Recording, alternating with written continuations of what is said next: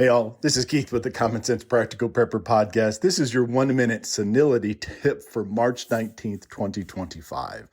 I know the last podcast, I blew the dust off the professional intro and outro guy, and I will do that again soon, I promise.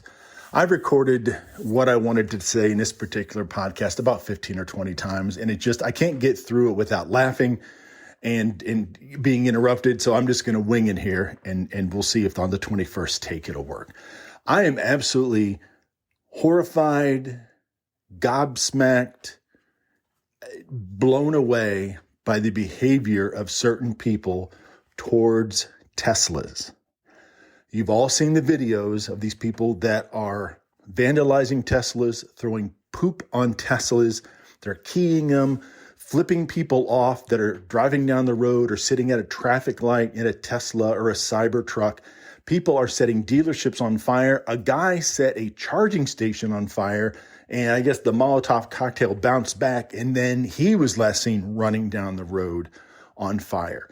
This behavior, it's beyond criminal. Criminal is the least of my worries when it comes to things like this. This behavior is psychotic. And I doubt if any of the Tesla haters, vandalizers are listening to this, but it's psychotic. The fact that someone is going to get so enraged that they're going to commit a criminal act and destroy someone else's property because they don't like the fact that Elon Musk is part of the Trump administration and doing his best to go into certain departments and try to ferret out a lot of waste, fraud, and abuse. Now, mind you, these are only suggestions, okay? Elon Musk does not have the power to click a button and all of a sudden $50,000 to study shrimp on a treadmill in Venezuela disappears. These are only suggestions. But because he's a face of at least two very successful companies, Tesla and SpaceX, once a darling of the left about 18 months ago, 2 years ago, now all of a sudden these folks have turned on him in the worst way that I have ever seen. I really can't comprehend it. I'm trying to figure out an example.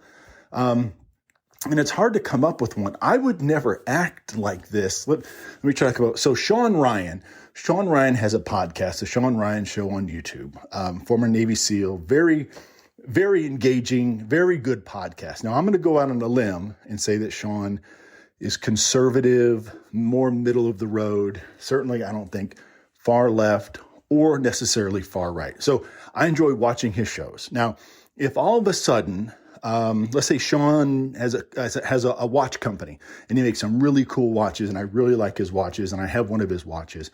And then all of a sudden, let's say several years from now, he comes out and he is a diehard Democrat liberal, and he is supporting the next liberal Democratic candidate for president with everything he has.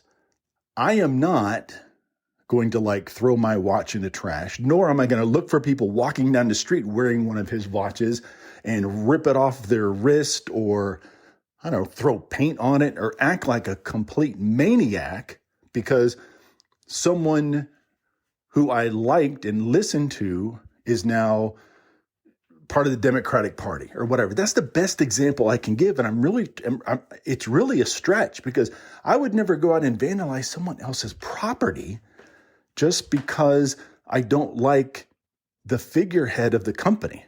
Now, Elon Musk is a very intelligent man, don't get me wrong, but he's not the one launching the rockets. He's not the one putting the batteries in the EVs. He is the CEO. He's the face of the company. Granted, it's his company, but it's the tens of thousands of people all over the world that work for both of these companies that are going to feel the brunt of this with, Tesla sales being down. And it's hard to vandalize a rocket, but who knows? I hope I didn't give anybody any ideas. But this kind of behavior, if these folks are acting like this, how are they going to act when they're put in a situation where they're truly desperate? Now, they're just acting out on impulse because they don't like what this guy's doing. So imagine this behavior. Imagine the desperation in an SHTF situation, a grid down situation. I can't even imagine how these folks would react when put into a very stressful situation as opposed to just someone driving an electric car. It's very, very disturbing. It makes me kind of rethink what would happen, with an extended SHTF situation, hyperinflation, food shortages, that sort of thing. I've seen firsthand the desperation that people and levels and that they've gone to, and I've talked about that in previous podcasts. But if it's only because they don't like what Elon Musk is doing, it causes this rabid, foaming at the mouth behavior. I really am concerned about what happens if these folks are truly put in a stressful type situation. Oh, by the way, I'm going next week. I'm going to the Tesla dealership here in Richmond. I'm going to test drive a Tesla.